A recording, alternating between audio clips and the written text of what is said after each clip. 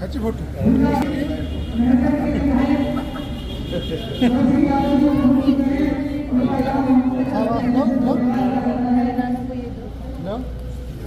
ये दो फिर करो बहुत छुट्टी फिर करो हाँ अब क्या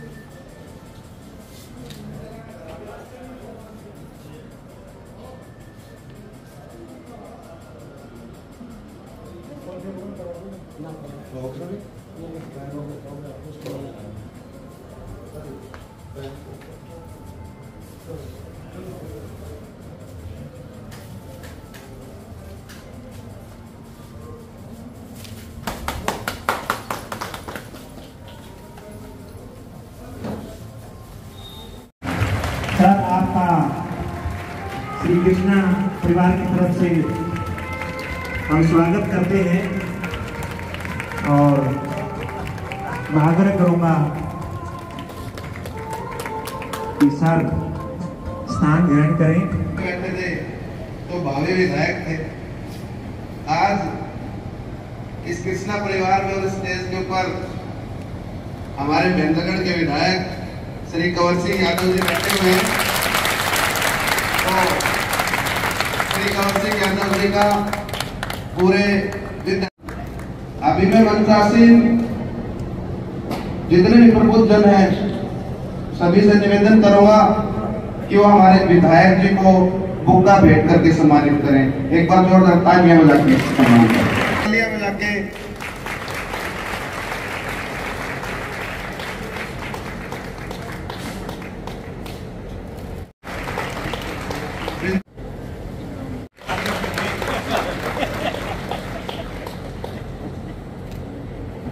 सम्मानित करें।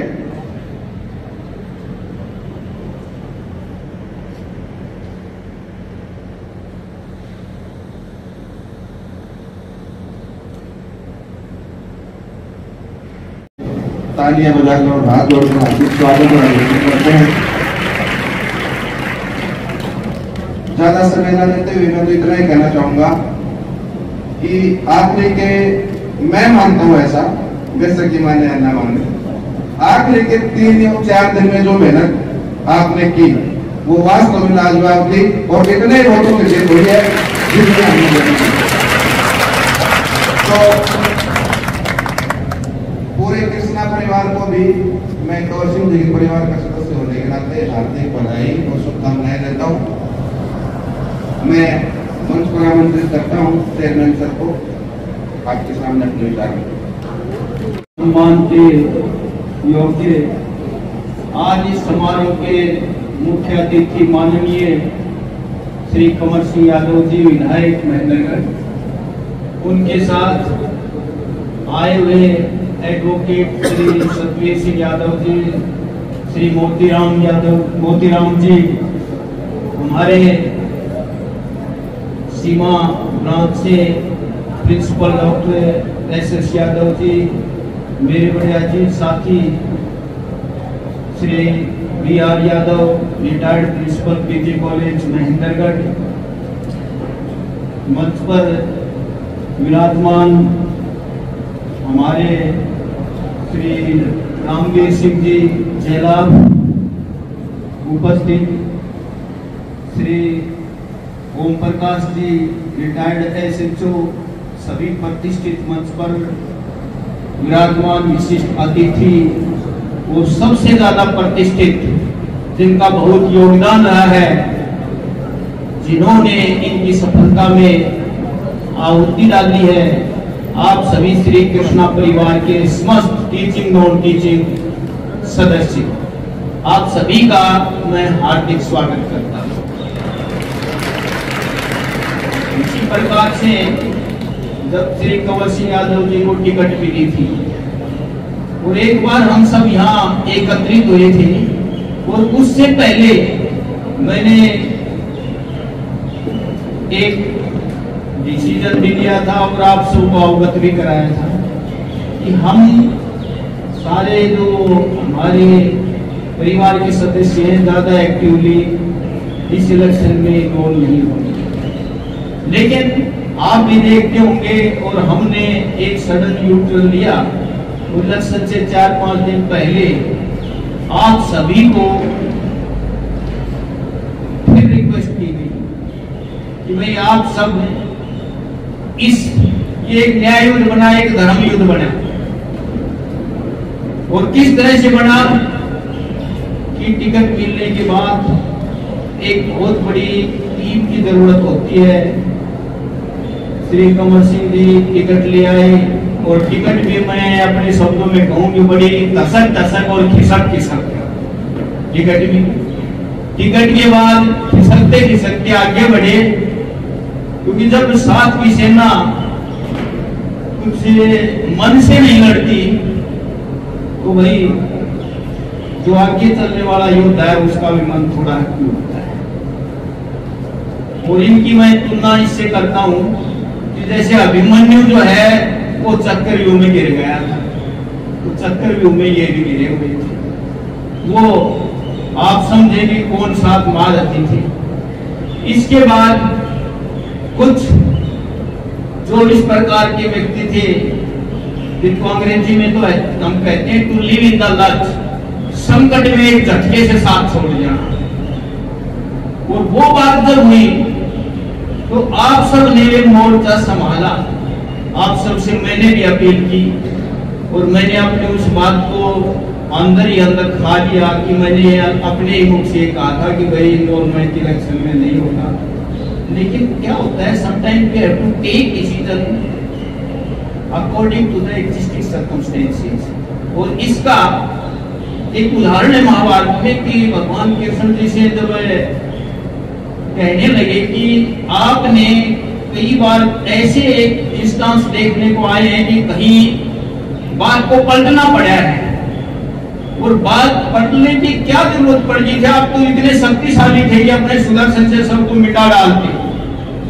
तो उन्होंने कहा कि श्रेय तो मुझे आपको देना था, सुदर्शन तो चल ही रहा था, और जरूरी क्यों था कि यदि मैं चुप बैठ जाता, यदि मैं मूकदर्शक हो जाता, इतिहास के पन्नों में यदि ये लिखा जाता कि दुर्योधन की विजय हो गई और पांडव हार गए, तो ये इतिहास बहुत गलत बन जाता।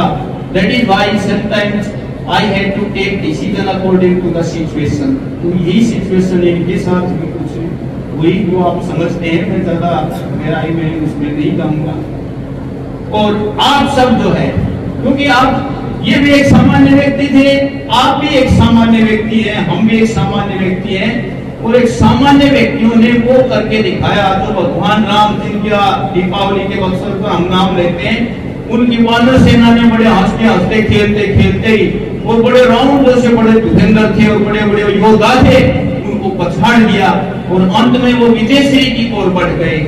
आप सबका जो कोऑपरेशन था, जो सहयोग था, जो इनकी विजय में आपने एक आहुति डाली, उस सब के लिए आप सबका बहुत बहुत मैं आभार व्यक्त करता हूँ, धन्यवाद व्यक्त करता हूँ। और मैं मानता हूँ कि मेरे जैसे एक छोटे से आदमी की अपील को आपने स्वीकार किया और जैसा हम कर पाए वैसा हमने किया। भाई हर चीज का एक आफ्टर मैच होता है, कोई घटना घट जाने के बाद उस पर विचार किया जाता है। ये जीत एक शराफत की जीत थी, एक सज्जन सरल स्वभाव के व्यक्ति की जीत थी, एक आम व्यक्ति की जीत थी। और इसके ऊपर यकीन नहीं आया कि ये कैसे हो गया।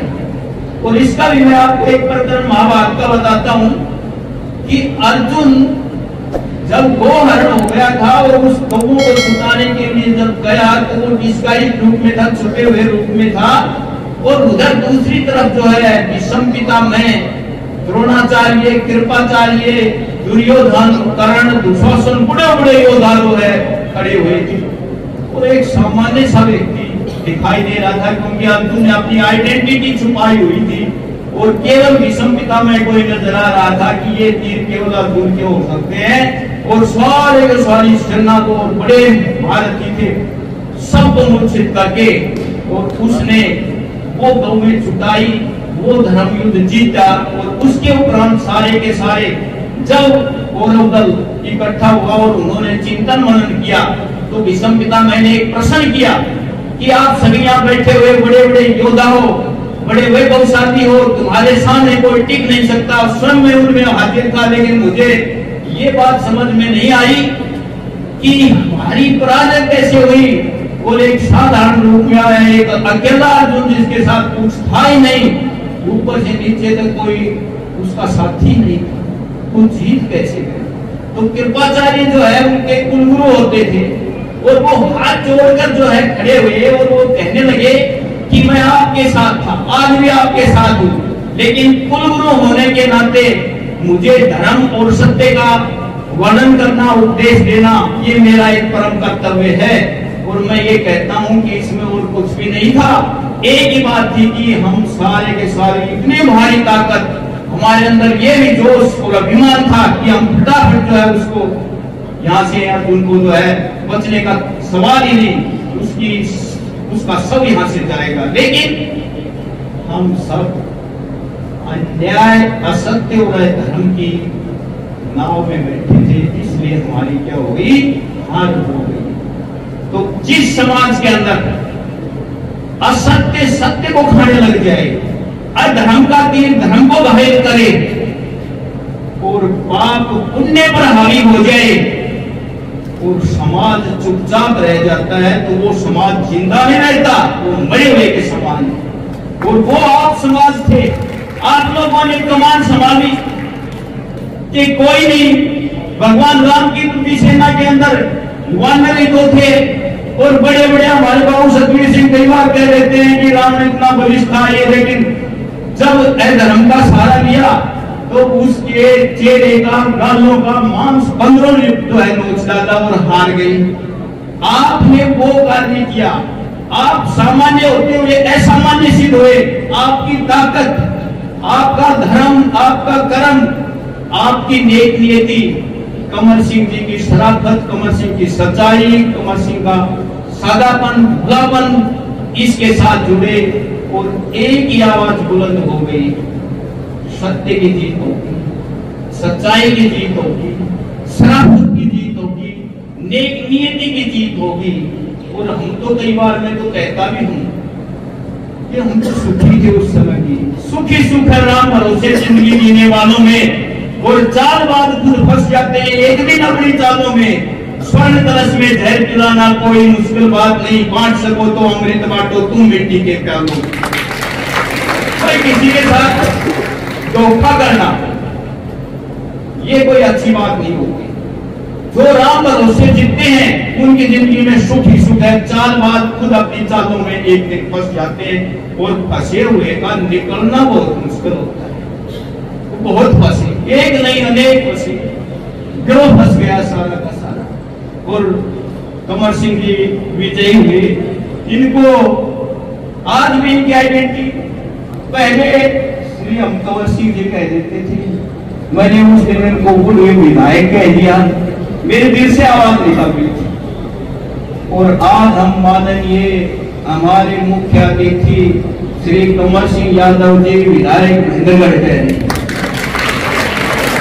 इस सम्मान के पात्र ये पूरी महेंद्रगढ़ की जो जनता थी, जो वोटर थे, जो आम आदमी था, ठेकेदारों के पास नहीं था कुछ भी, ठेकेदारों के खजाने खाली निकल आए।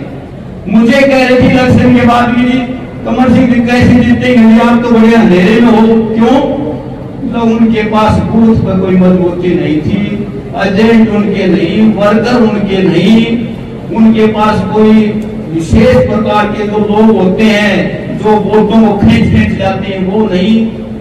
तो कैसे, तो मैं कह रहा था, मैं आपकी बात से पूर्ण रूप से सहमत हूँ। उनके पास एक चीज थी और वो थे वोटर। और कौन से वोटर थे? जो सच्चे दिल से जुड़े हुए थे, धर्म कर्म से जुड़े हुए थे, और उनकी नेक नीति और भलमानस, एक सज्जनता, शराफत, यही सब कुछ था जो उनको जीत तक ले गए। तो ये जो इनकी जीत थी बहुत अच्छी, जीतते हैं, इलेक्शन होते हैं, लेकिन एक नेगेटिव विषय तो एक की कटी एक को काटे, दोनों।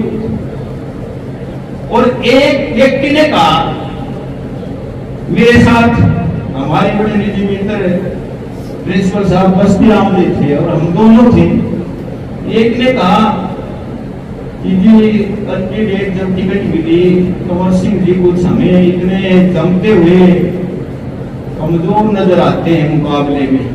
तो एक व्यक्ति जो बहुत सादा दिल का आदमी था उसने कहा, आप मेरे को बताइए आप कंवर सिंह जी को कमजोर कैसे समझते हैं? जो व्यक्ति बीजेपी की टिकट ले सकता है, बड़े महाभुजंगर को हराकर टिकट काट कर उसको आप कमजोर समझते हैं क्या?